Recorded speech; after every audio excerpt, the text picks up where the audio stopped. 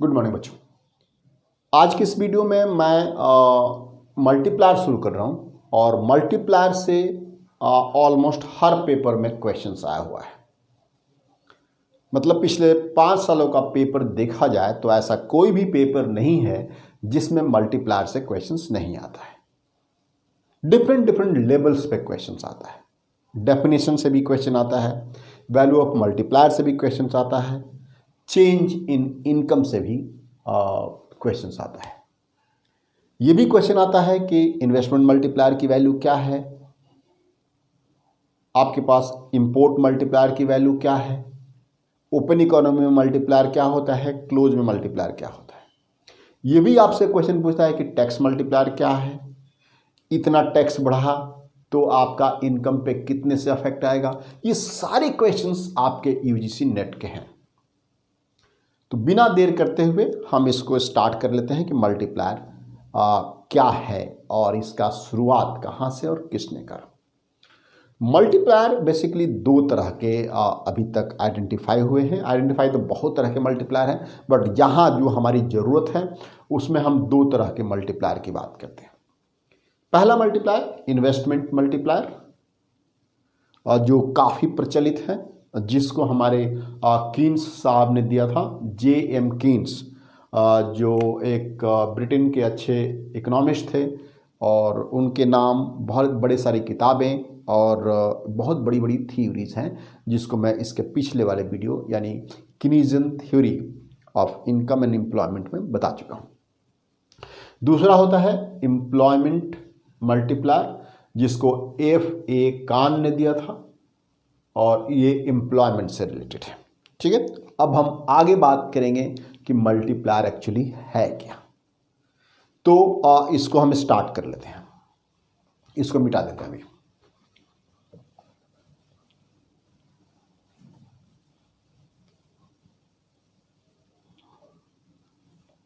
Multiplier से मेरा मतलब होता है कि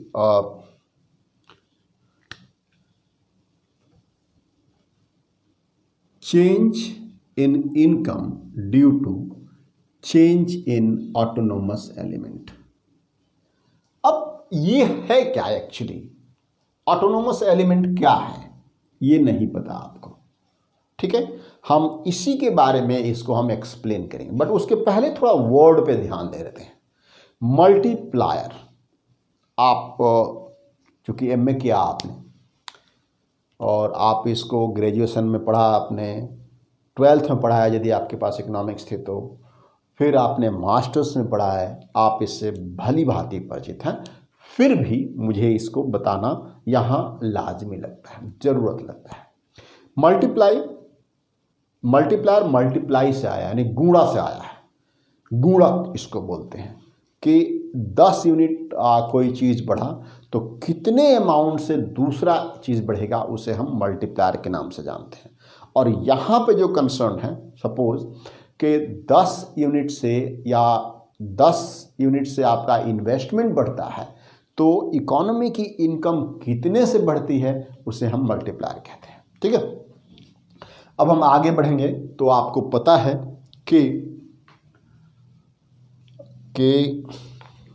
एक इकोनॉमी में हम ओपन इकोनॉमी एक साथ लेते हैं, राइट। ओपन इकोनॉमी में, तो इन एन ओपन इकोनॉमी, देखिए please, in an open economy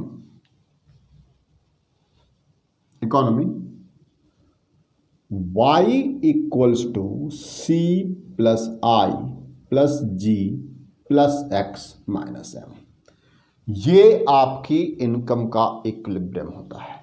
आपको पता है ये जो है, ये सारे मिल करके एग्रीगेट डिमांड या फिर एग्रीगेट एक्सपेंडिचर बोलते हैं इसको। एग्रीगेट डिमांड या फिर एग्रीगेट एक्सपेंडिचर, यानी demand for consumption, demand for investment, demand for government purchase, demand for export, demand for import, इन सब को मिला करके या तो एग्रीगेट डिमांड बोला जाता है या फिर एग्रीगेट एक्सपेंडिचर बोला जाता है, एक ही बात है। ठीक है, अब देखिए आपको बहुत अच्छी तरीके से पता है, इसके पहले या इसके डिटेल्स जो मैं बताऊंगा वो आपके डिफरेंट मॉडल्स जब आएंगे, जैसे कंजम्पशन का मॉडल आएगा, इन्वेस्टमेंट का मॉडल आएगा, गवर्नमेंट परचेज का कोई मॉडल सच नहीं अभी तक है, या फिर मुझे नहीं पता होगा, हो सकता है तो, या फिर आपके यूजीसी नेट में इसकी ज़रूरत नहीं है, उस तरीके से आपको देखना। तो मैं सबसे पहले बताता हूँ कंजम्पशन क्या होता है और कंजम्पशन का फॉर्म कौन कौन सा फॉर्म होता है कंजम्पशन, देख लेते हैं। और सी इज़ नोन एज, बेसिकली यहाँ पे जैसे आप सी जिसकी बात आप कर रहे हैं उसे हम कंजम्पशन बोलते हैं। क्या बोलते हैं हम उसको? कंजम्पशन, ठीक है। और इसकी जो वैल्यू होती है, इसकी जो वैल्यू होती है आप देख लीजिए, C equals to C0 plus C1Y। अब ये है क्या एक्चुअली? YD, इसको डिस्पोजेबल इनकम कहते हैं। इसको बोलते हैं क्या? Autonomous consumption. क्या बोलेंगे इसको हम? Autonomous consumption. इसका मतलब क्या है? कीन्स ने बोला कि देखिए भैया, इवन आपकी इनकम जीरो होगी तब भी आपका कंजम्पशन जीरो नहीं हो सकता। फिर से मैं रिपीट कर रहा हूं, कीन्स का कहना था कि इवन आपकी इनकम जीरो है तब भी आपकी कंजम्पशन जीरो नहीं हो सकती। उसका रीजन बताया उन्होंने, और उसका क्या रीजन बताया मैं बता रहा हूं आपको। उन्होंने बताया कि देखिए, चाहे आप बेरोजगार हैं या फिर कामकाजी आदमी हैं, यदि बेरोजगार हैं तो आपकी इनकम जीरो होगी, डिस्पोजेबल इनकम आपकी जीरो होगी। लेकिन अब ऐसा नहीं ना, कुछ खाएंगे नहीं, कुछ पहनेंगे नहीं, कहीं जाएंगे आएंगे नहीं, जाएंगे जरूर, आएंगे जाएंगे, खाएंगे जरूर, तो जीरो, यानी आपकी जीरो इनकम पे जो कंजम्पशन होती है वो that is called required for basic necessity in the life, और उसे उन्होंने ऑटोनोमस कंजम्पशन बोला। ठीक है, आगे देखिए। इसके बाद बोला कि ये जो है आपका, इसको हम बोलते हैं MPC, marginal propensity to consume, यानी एक यूनिट इनकम चेंज हुआ तो आपकी कंजम्पशन कितने से चेंज होगा, उसे हम MPC के नाम से जानते हैं। इसको इस तरीके से लिख सकते हैं, that is change in consumption with respect to change in income, यानी एक यूनिट इनकम चेंज होने से आपकी कंजम्पशन कितना से चेंज होता है, उसे उन्होंने MPC बोला है। एंड ये देखिए, ये क्या है आपका? This is called disposable income, disposable income, right. और इसकी वैल्यू जो होती है that is Y minus T, income minus tax. Tax देने के बाद जो आपका इनकम बचता है उसे आप डिस्पोजेबल इनकम कहते हैं। राइट, क्लियर है, इसमें कोई दिक्कत नहीं है। अब ये इसकी जो वैल्यू किस तरीके से होती है, यानी इनकम बढ़ेगा तो कंजम्पशन बढ़ेगा, ये मैं आपको केनीजियन थ्योरी में समझा चुका हूं, बट फिर भी यहां मैं थोड़ा सा इसको बताना चाहता हूं आपको, फिर मिटा दूंगा अभी। ये देखिए, यहां पे आपकी इनकम और यहां पे कंजम्पशन, याद होगा हमने कीन्स में बताया था। और ये जो आपका ये था आपके पास C equals to C0 plus C1Y, याद होगा आपको। बस आपको फॉर रेफरेंस के लिए हमने यहां आपको बता दिया। ठीक है, आगे देखते हैं। अब इसको मिटा देते हैं। ठीक है, इसके बाद दूसरा एलिमेंट है इसका एग्रीगेट एक्सपेंडिचर का दूसरा एलिमेंट, पहला ये था, दूसरा एलिमेंट आई है। अब आई देखिए, इन्वेस्टमेंट। इन्वेस्टमेंट जो है आपका आई is said to be investment,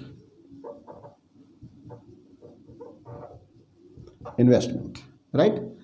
और इसको बोलते हैं basically I equals to I0 minus BR plus KY। ये है इन्वेस्टमेंट का फंक्शन, यानी इनकम बढ़ने से इन्वेस्टमेंट बढ़ेगा, जबकि रेट ऑफ इंटरेस्ट बढ़ने से इन्वेस्टमेंट घटता है। उसका भी रीजन मैं समझा रहा हूं। हालांकि इसका डिटेल्स मैं आपको इन्वेस्टमेंट वाले में बताएंगे, लेकिन इनकम बढ़ेगा तो आपका इन्वेस्टमेंट बढ़ता है, यह आपको समझने की जरूरत है।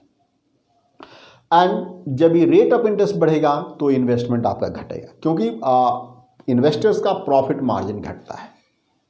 एग्जाम्पल यहां पे देख लीजिए। मान लेते हैं कि आप बैंक से 10% एनुअल रेट ऑफ इंटरेस्ट पे आप लोन लेते हैं और उस पैसे को कहीं जहां भी इन्वेस्ट करते हैं वहां से आपको 25% का रिटर्न आता है एनुअली। 10% पे लिया आपने, आपको रिटर्न 25% का आया, यानी आपके मेहनत से जो आया वो 25% है, बैंक ने आपको 10% पे दिया तो 15% का डिफरेंस हो गया और 15% आपकी वो प्रॉफिट होता है। अब मान लेते हैं कि बैंक का रेट 10 से 15% हो गया और आपका रिटर्न उतने का उतना ही है, 25 ही है, तो प्रॉफिट मार्जिन घट गया, 15 से अब 10 हो गया। यानी रेट ऑफ इंटरेस्ट बढ़ने से आपकी इन्वेस्टमेंट घटती है, जबकि इनकम बढ़ने से आपकी इन्वेस्टमेंट बढ़ती है। क्योंकि इनकम बढ़ने से क्या होता है, आपकी एंटरप्रेन्योरियल कैपेसिटी जो है, एबिलिटी जो है बढ़ने लगती है और आपके पास ऑप्शन हो जाता है कि मैं कहाँ कहाँ इन्वेस्ट करूँ। सो यहाँ पे मैं आपको बताऊँ कि रेट ऑफ इंटरेस्ट बढ़ने से आपका इन्वेस्टमेंट घटेगा। ये देखिए, चूंकि निगेटिव है, ये देखिए प्लीज़, ये निगेटिव है, तो रेट ऑफ इंटरेस्ट बढ़ने से इन्वेस्टमेंट घटेगा, जबकि इनकम बढ़ने से आपकी इन्वेस्टमेंट बढ़ेगी, क्योंकि पॉजिटिव आइटम है। क्लियर है? आगे देखिए। हाँ, ये दोनों समझ में आ गया। अब मैं आपको यहां पे बात करूंगा कि जी क्या है। तीसरा एलिमेंट आपका जी है, तीसरा एलिमेंट आपका जी। अब देखिए, जी जो होता है वो है गवर्नमेंट एक्सपेंडिचर। उसे क्या बोलते हैं हम? गवर्नमेंट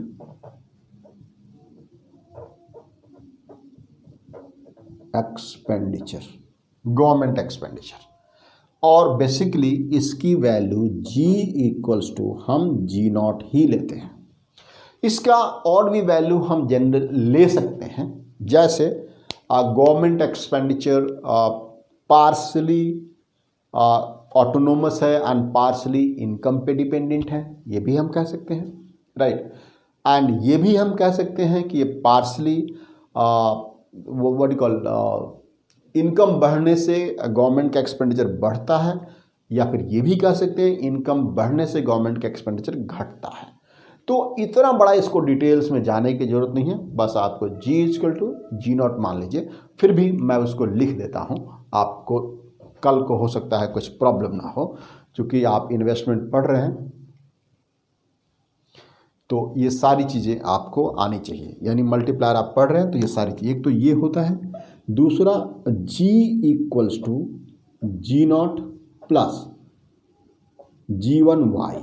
यानी यहाँ पे गवर्नमेंट एक्सपेंडिचर पार्शली इंडिपेंडेंट है, ऑटोनोमस है, एंड पार्शली डिपेंडेंट है आपके इनकम पे, ठीक है। एंड तीसरा केस होता है that is G equals to G naught minus G one Y. यानी इनकम बढ़ने से कभी गवर्नमेंट एक्सपेंडिचर, इकोनॉमी की इनकम बढ़ने से गवर्नमेंट एक्सपेंडिचर कभी कभी घटता भी है। ये अलग अलग केसेस हैं, जिस तरह से आपको एग्जाम में दिया जाए उस तरह आपको फॉर्मुलेट करना है, ठीक है। आगे देखते हैं। अब आ जाइए आपके fourth element call export. Export जो है आपका, एक्सपोर्ट आपके एक्सपोर्ट पे आपके इनकम या रेट ऑफ इंटरेस्ट से कोई मतलब नहीं है। तो एक्सपोर्ट डिपेंड करता है आपके एक्सचेंज रेट पे, आपके करेंसी के वैल्यूज पे, डेप्रिसिएशन पे, डीवैल्यूएशन पे, सब पे डिपेंड करता है। बट यहाँ पे हमारा वैसा कोई एलिमेंट नहीं है, इसलिए हम एक्सपोर्ट को हम एक्स नॉट लेते हैं, यानी ऑटोनोमस होता है। और इंपोर्ट जो है हमारा, जो इंपोर्ट है that is M naught plus M one Y. इसका मतलब क्या है, यदि आपकी इनकम जीरो है तो ये एक जो नेसेसरी इंपोर्ट की ज़रूरत होती है, जैसे कि इंडिया में क्रूड ऑयल यानी तेल, कच्चा तेल हमें बाहर से इंपोर्ट करना ही करना है, आपके इनकम जीरो इनकम हो या ना हो, ठीक है। तो इस तरीके से ये ऑटोनोमस होता है। लेकिन कल को यदि आपकी इनकम बढ़ती है तो आपका इंपोर्ट बढ़ेगा, क्योंकि पॉजिटिव आइटम है। और एम जो है यहाँ पे इसको हम बोलेंगे ऑटोनोमस इंपोर्ट। क्या बोलेंगे इसको हम?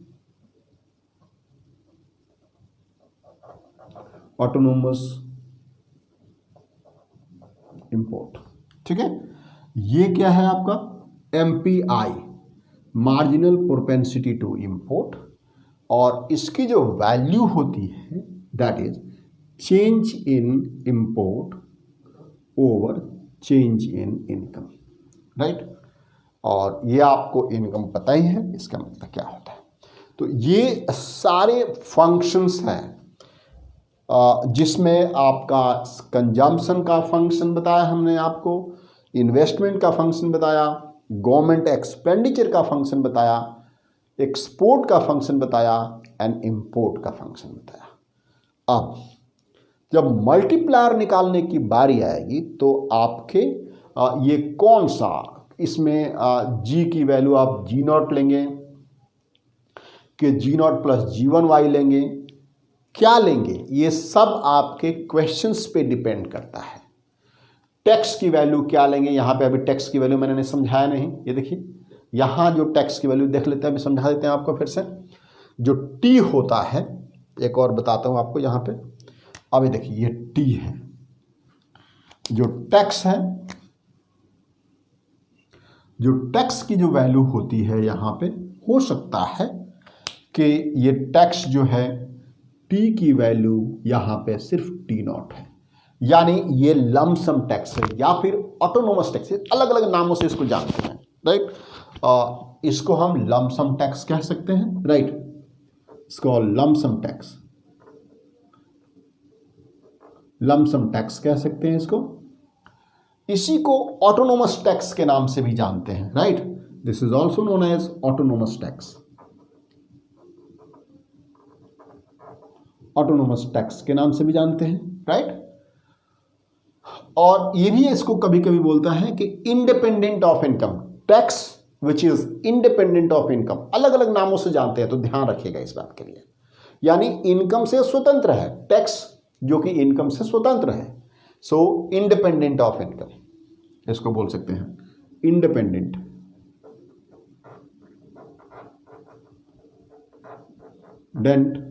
Of income, independent of income, tax which is independent of income, ये आपको ध्यान रखना है। इसको एक और चीज लिख देता हूं मैं यहाँ पे, tax, tax which is independent of income, तो इसको ऐसे भी कहते हैं। तो ये आपको, ये फंक्शन आपको मतलब मल्टीप्लायर निकालने के लिए, मल्टीप्लायर को अंदर घुस करके उसमें आंसर करने के लिए आपको ये सारे फंक्शंस आपको पता होना चाहिए। ये इसके बिना आप मल्टीप्लायर नहीं निकाल सकते, और जब आप मल्टीप्लायर रट के जाएंगे तो गलती होना है, तो डेफिनेट सी बात है।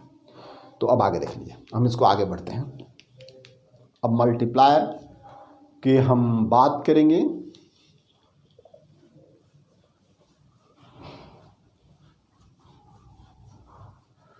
तो जब भी मल्टीप्लायर की बात आती है, आपको फंक्शन का रिक्वायरमेंट होता है। तो मान लेते हैं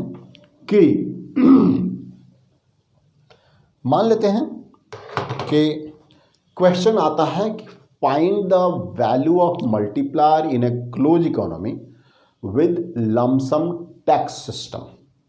यानी यहां पे आपको आइडेंटिफाई कर दिया है कि आपको मल्टीप्लायर निकालना है लमसम टैक्स के, और कुछ नहीं दिया गया है, तो आपको अपने अनुसार आप ले सकते हैं, right.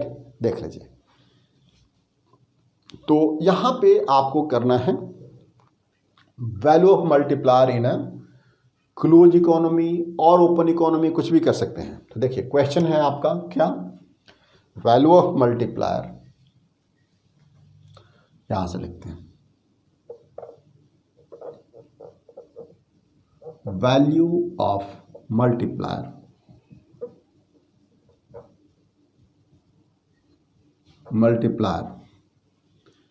in an open economy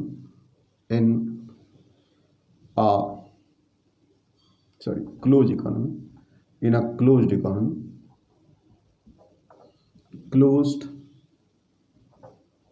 economy, with lump sum tax system, with lump sum tax system। अब ये है आपका क्वेश्चन कि लमसम टैक्स के अनुसार, यानी यदि लमसम टैक्स रहता है तो वैल्यू ऑफ मल्टीप्लायर क्या होगा, यह आपको समझाने की जरूरत है। देखिए, तो इसके लिए आपको सबसे पहले करना क्या होता है, ये देखिए, आपको फंक्शन को आइडेंटिफाई कर देना होता है। यानी आपके दिमाग में रहना चाहिए कि हम कौन सा कंजम्पशन का कौन सा फंक्शन ले रहे हैं, इन्वेस्टमेंट का कौन सा फंक्शन ले रहे हैं। तो यहाँ पे आपको एक मैं लिख देता हूँ, क्योंकि हर चीज़ के लिए वो चेंज होगा। तो आपको मैं यहाँ पे इसको लिख सकता हूँ, मैं इसको लिख देते हैं। इसको समझ बहुत ज़्यादा समझने की ज़रूरत है, ध्यान रखिएगा। वो मैं दिख रहा है कि नहीं दिख रहा है? दिख रहा है, ठीक है। तो यहाँ पे हम कह सकते हैं इसको लेट द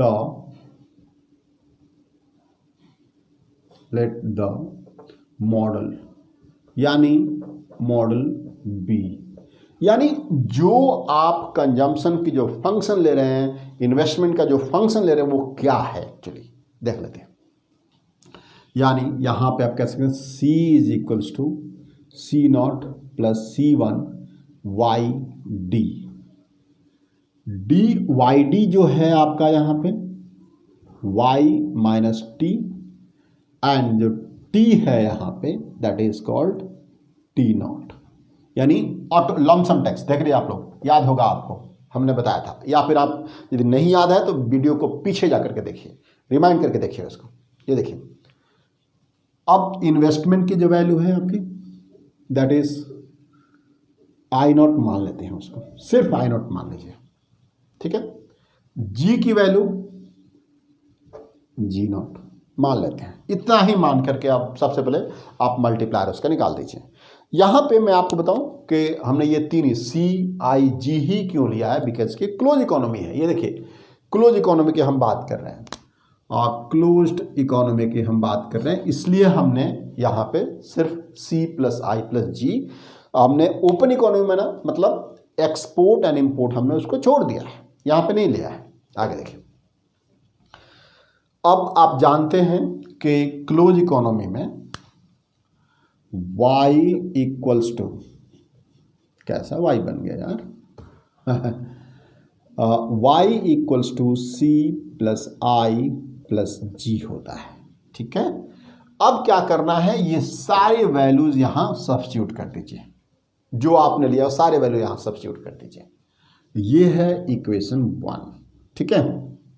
अब देखिए यहां पे सब्स्टिट्यूट कीजिए सारे वैल्यू, तो करेंगे आपको y equals to C0 plus C1 YD की वैल्यू क्या है यहाँ पे y माइनस टी, और t की वैल्यू T0, तो y माइनस T0 होगा यहाँ पे, that is y minus T0 bracket of YD है ये, plus I0 and plus G0। ये आ गया आपके पास वैल्यू। अब इसको सॉल्व करके आपके पास मल्टीप्लायर अपने आप ही निकल जाएगा। देख लीजिए इसको कैसे सॉल्व करते हैं। That is y equals to C0 plus C1 y, bracket हमने हम खोल रहे हैं, minus C1 T0 plus I0 plus G0। अब आप इसको लाइक टर्म को एक साथ ले लीजिए। तो लाइक टर्म कौन कौन से एक साथ है यहाँ पे? लाइक टर्म आपके पास ये इनकम है और यहाँ भी इनकम है, तो इसको आप इस साइड ले आएंगे तो क्या हो जाएगा, माइनस हो जाएगा। That is y minus C1y is equals to, यहां देखिए C0 बच गया यहां पे, that is C0 plus I0 बच गया प्लस G0 बच गया माइनस C1 T0 बच गया यहाँ पे। अब ये देख ले, बहुत सिंपल सा कंसेप्ट हो गया, थोड़ा टेढ़ा हो गया, उसको मैं सीधा कर देता हूँ, उसको मैं सीधा करता हूँ, टेढ़ा हो रहा है ये। तो यहाँ पे देखिए y minus C1y is equals to, ये देखिए C0, यहाँ पे आपके पास C0 बचा प्लस I0 बचा प्लस G0 बचा माइनस C1 T0 बचा, माइनस C1 T0 बचा। ये आपके पास कंसेप्ट आ गए। अब आप देखिए इसमें, यहां से y की वैल्यू लेंगे, that is y 1 minus C1, क्योंकि आपने y यहां कॉमन ले लिया, इज इक्वल्स टू, ये देखिए आप C0 plus I0 plus G0 minus C1 T0। अब देखिए इसको पूरे को हम ऑटोनोमस एलिमेंट के नाम से जानते हैं, या फिर हम इसको A0 कह सकते हैं, राइट। इस पूरे को हम ऑटोनोमस एलिमेंट A0 के नाम से जानते हैं। क्योंकि ऑटोनोमस क्यों है? क्योंकि यहाँ इसका इनकम से कुछ लेना देना नहीं है, इसलिए इसको हम ऑटोनोमस कहते हैं। तो आप इसको इस तरीके से भी कर सकते हैं, y इक्वल्स टू, ये देखिए y इक्वल्स टू, आप इसको लिखिए C0 plus I0 plus G0 minus C1 T0 over 1 minus C1। ये इस इक्वेशन को आपको हमेशा ध्यान में रखना है। ये देखिए प्लीज, ये देखिए इस इक्वेशन को हमेशा ध्यान में रखना है, और इसको हम बोलेंगे क्या, इक्वेशन नंबर 2। ठीक है, अब देखिए मल्टीप्लायर, आपको याद है मल्टीप्लायर क्या था? मल्टीप्लायर में मैंने बताया था आपको अभी थोड़ी देर पहले कि मल्टीप्लायर जो होता है that is dy over dA होता है। पूरे इकोनॉमी का मल्टीप्लायर है ये, dy बाई dA। यानी अब इसको आप इस तरीके से भी लिख सकते हैं कि, ये देखिए इसको आप इस तरीके से लिख देंगे y equals to A0 over 1 minus C1। यदि आपसे सिंपल मल्टीप्लायर की बात कहता है, सिंपल मल्टीप्लायर, तो आपको करना क्या है? सिंपल मल्टीप्लायर की यदि बात करता है तो आपको इसको डिफरेंशिएट कर देना है विद रिस्पेक्ट टू A0। तो जब आप A0 के टर्म्स में आप इसको डिफरेंशिएट कीजिएगा तो आपके पास क्या आएगा? यहां पे देखिए simple multiplier, right, that is dy by dA, यानी a के टर्म्स में डिफरेंशिएट किया। जब a के टर्म्स में डिफरेंशिएट किया तो ऊपर 1 बच जाएगा, that is 1 over 1 minus C1। देखा आपने? ये डिफरेंशिएशन तो आता होगा आप लोगों को कि नहीं आता है? मैं उसको थोड़ा सा बता भी देता हूँ यहाँ पे। ये आपको समझ में आ गया? तो ये आपको समझिए, फिर हम आगे मल्टीप्लायर में ही आगे बढ़ेंगे। ये देखिए पहले मैं आपको डिफरेंशिएशन समझाऊंगा। डिफरेंशिएशन का मतलब होता है चेंज। एक एग्जाम्पल मैं आपको दे रहा हूँ, यहाँ पे देखिए एक एग्जाम्पल देख लीजिए। से y इक्वल्स